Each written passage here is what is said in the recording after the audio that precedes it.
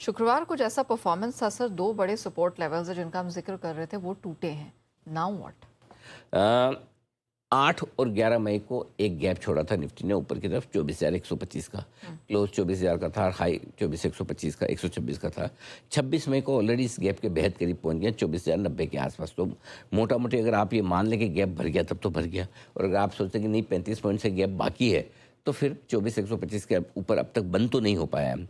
अब हुआ क्या कि 22 मई को 23,700 के ऊपर बंद होकर हमने ब्रेकआउट की कोशिश की थी। 25 मई को 23,850 के ऊपर बंद होकर ब्रेकआउट कंफर्म कर दिया था।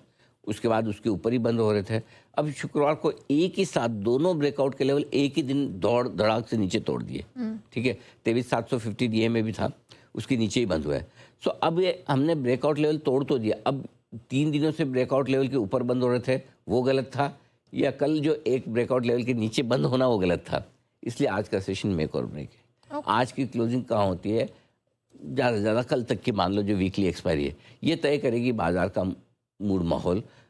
बड़ा सपोर्ट का है 23,265, 23,375। नेहा, इसमें एक इंटरेस्टिंग चीज़ और भी है। पिछली बार आपको याद होगा हम कहते थे एक गैप 23,150 के आसपास निफ्टी छोड़ के आया था। हाँ। लेकिन वो भर नहीं पाया, 23,262 से घूम गया था।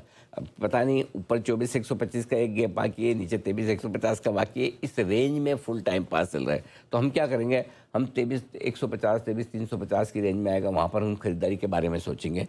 इस गैप के लेवल में कल आपके सामने और रखूँगा। ठीक है, लेकिन ये चीज़ है जो आपको इस वक्त निफ्टी में दिख रही है, क्लियर कट। ठीक है, लेकिन बैंक निफ्टी इसका ब्रेकआउट सेफ है या ये भी डेंजर में? देखिए, निफ्टी के ब्रेकआउट पे खतरा ज़्यादा बना है शुक्रवार को। बैंक निफ्टी में अभी भी उतना खतरा नहीं। इसका रीजन बताता हूँ। 25 मई को इसने 50 डीए में पार करके 54,550 के ऊपर की क्लोजिंग दी थी और सीधी 55,300 की क्लोजिंग दी थी। बड़ा ब्रेकआउट दिया था। इससे पहले 21 अप्रैल और 7 मई को 2 बार 50 डीए के ऊपर बंद हुआ बैंक निफ्टी, लेकिन दोनों बार अगले 2 दिनों में ब्रेकआउट फेल हो गया। तो इस बार हमने क्या कहा, हम 3 दिन तक क्लोजिंग देखेंगे कि 50 डीए के ऊपर बंद होता है। अच्छा, 3 दिन बंद भी हो गया, ठीक है, 3 दिन बंद हुआ। अब लेकिन शुक्रवार को फिर से 50 डीएमए के नीचे बंद हो गया। 50 डीएमए आपका था नहीं बैंक निफ्टी का लाइए, कौन सा विक्स कहाँ से आ गया? बैंक निफ्टी का, बैंक निफ्टी का ब्रेकआउट खतरे में है। उस पर हम बात करें तो कुल मिला के ये कि 25 मई को जो 50 डीएमए का था बैंक निफ्टी का, वो ब्रेकआउट हुआ। इसके तो अब कुल मिला के ये है कि शुक्रवार को 50 डीएमए के ब्रेकआउट के नीचे हम बंद तो हुए, तो अब इसके नीचे बंद होने से थोड़ा खतरा तो बन गया। जो 54,100 के नीचे अगर बंद हो जाते हैं तब तो मैं पक्का कहता कि ब्रेकआउट फेल हो गया। तो आज अगर 54,100 के नीचे बंद होते हैं तो ब्रेकआउट फेल है, और 54,400, 500 के ऊपर, 54,500 के ऊपर बंद हो जाते हैं तो अभी भी हम वो, लेकिन थोड़ी सांस चल रही है बाकी। तो आज ये थोड़ा सा उस लेवल पर है आपके लिए। नासिर सर, इंडिया विक्स पर तो मैं बात करने ही वाली थी क्योंकि अभी तक हम देख रहे थे कि उसमें गिरावट थी। ये बताइए सर, जो 8% की स्ट्रेंथ यहाँ पर देखने को मिली इंडिया विक्स में, ये अब क्या दर्शा रही है? इंडिया विक्स बहुत ही इंटरेस्टिंग संकेत आपको दे रहा है, इसको समझना चाहिए। पहले तो 4 दिन से कमज़ोर था, 4 दिन की कमजोरी पर ब्रेक लगा है।